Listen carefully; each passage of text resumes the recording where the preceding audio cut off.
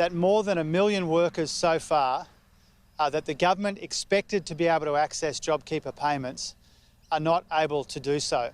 Not because there isn't the need for workers to access these payments, but because it is too hard, because the government is mishandling the payment of these otherwise welcome wage subsidies. The Treasurer is fumbling the rollout of the JobKeeper program, and Australian workers can't afford him to drop the ball completely. A JobKeeper is a good idea being badly implemented, badly communicated, and too many workers are left out and left behind. And that's been our feedback from the business community right throughout. When the Treasurer says that this program is coming in under budget, what he really means is that it is too hard for too many businesses and too many workers to access the scheme itself. What the Treasurer doesn't seem to recognise is that the longer the unemployment queues get during this crisis, the longer it will take Australia to recover from this crisis. When the unemployment rate spikes in the next few weeks, every Australian worker needs to know that the unemployment queue is longer than necessary because Josh Frydenberg is refusing to exclude deserving workers in the JobKeeper scheme and allowing those payments to flow to all of those workers. Now, everybody wants the economy to reopen. Everybody wants businesses to reopen. We all want workers to go back to work when it's safe to do so. But by botching this JobKeeper scheme, the government is making itself part of the problem and not part of the solution.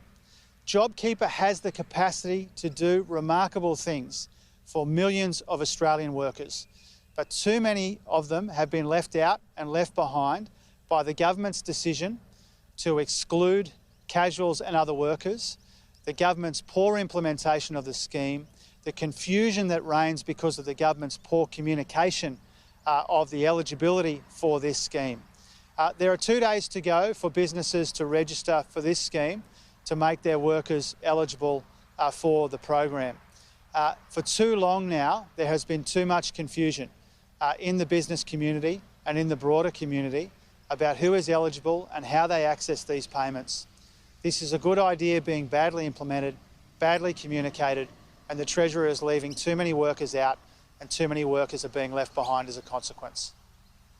The Treasurer said that even if the uptake doesn't hit the 6 million mark, they're not going to be expanding it to casuals. Do you think that whole $130 billion should be used? What's your response? Well, I think it's possible for the government to expand the JobKeeper scheme to more Australian workers. Wage subsidies are based on a very sound idea that we support wholeheartedly, is that governments should be doing what they can to keep as many workers as possible attached to their employer during this extraordinary health and economic crisis. That's the whole idea of the JobKeeper scheme.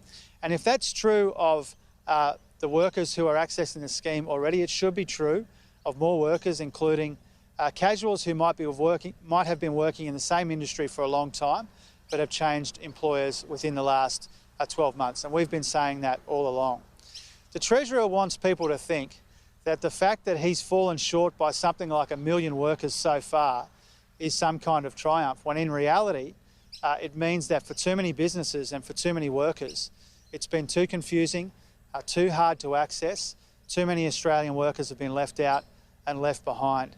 He has the capacity under the legislation to fix up the gaps in this JobKeeper program. He has the capacity to clear up and more clearly communicate eligibility to business. We want him to do that because the longer the unemployment queues get, the harder it will be for our economy and our society to recover from what has been a diabolical challenge to our economy.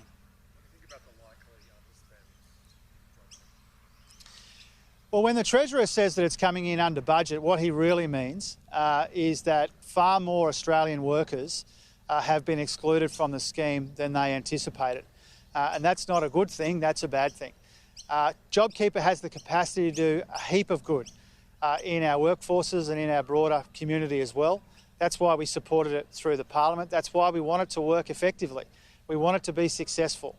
But the confusion around it, the poor communication, the fumbled implementation the exemptions and exclusions from the JobKeeper payments mean that so many more Australians will join the unemployment queue as a consequence of the government's decisions than is necessary, so that when unemployment spikes in the next little while, and it will, Australians need to know that that unemployment rate is higher than it needed to be because of the way the government's gone about this.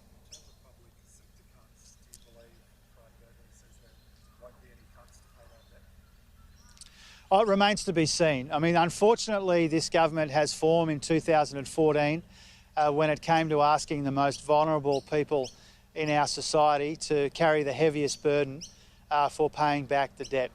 You know, clearly the government is racking up a massive amount of debt in dealing with this crisis.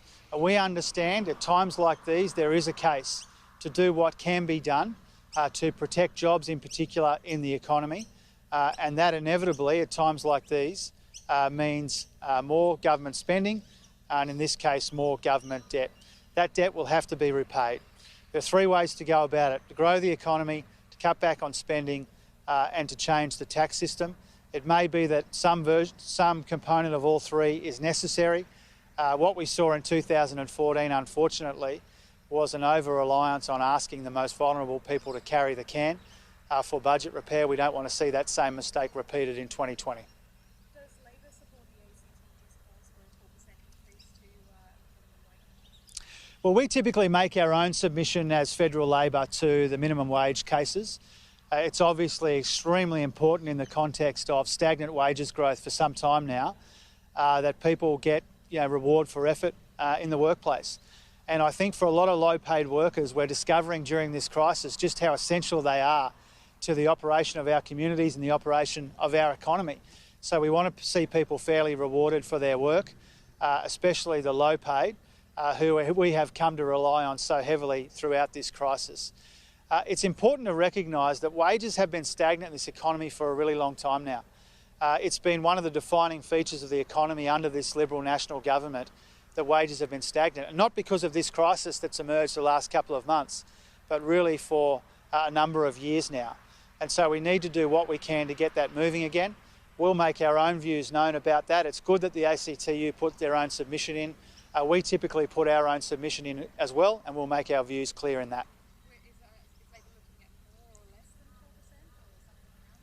Oh, well, I'm not prepared to nominate a number today. That's our submission is a matter for collective consideration, led by Tony Burke, our Industrial Relations spokesperson, but with the input of all the other senior colleagues. We'll do the work.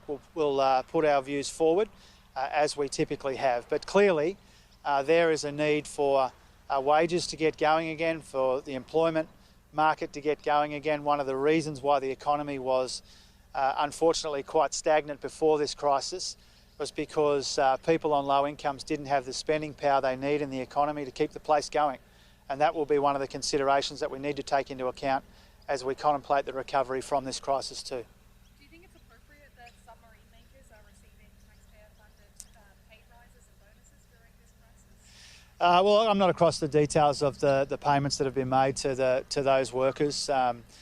Clearly, at a time like this, different industries are performing at different, performing differently. That means there's capacity in some industries, but not in others for those sorts of outcomes for workers. But the detail of it, I'm not aware of, so I'll leave commentary to others.